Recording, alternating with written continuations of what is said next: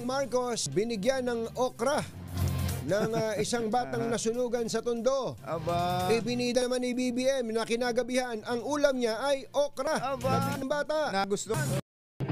Hindi binaliwala ni Pangulong Bongbong Marcos ang mga okra na ibinigay sa kanya ng isang batang evacuee sa Tondo, Maynila. At ito ang kanyang naging hapunan kahapon.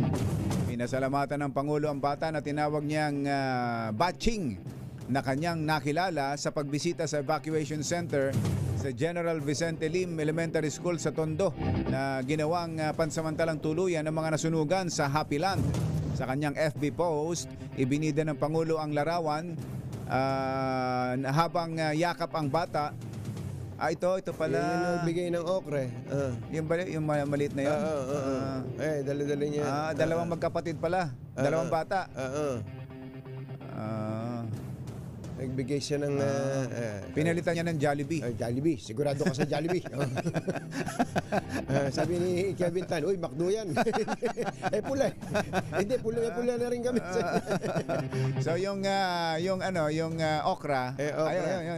Ayun, may naka-plastic pa pala. Naka-plastic na okra. Oo. Inabot pala talaga. Tapos may hawak na ilang pirasong Pangulo. Ayun. Ayun. Tapos nung gabi na, iniluto. Ipinakita ng Pangulo, pinost yan eh.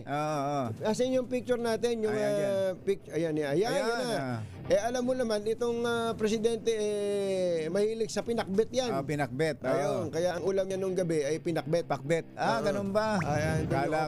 Kala ko yung okra nilaga. Nilaga. Hindi. Naglalaway tuloy ako. Sabi ko sa iyo. Naglalaway. Ginutom tuloy ako. Yung okra na isasawsaw mo sa bagong. Sarap na may kalamansi. Kalamansi. Nako. Tapos kung may sili pa.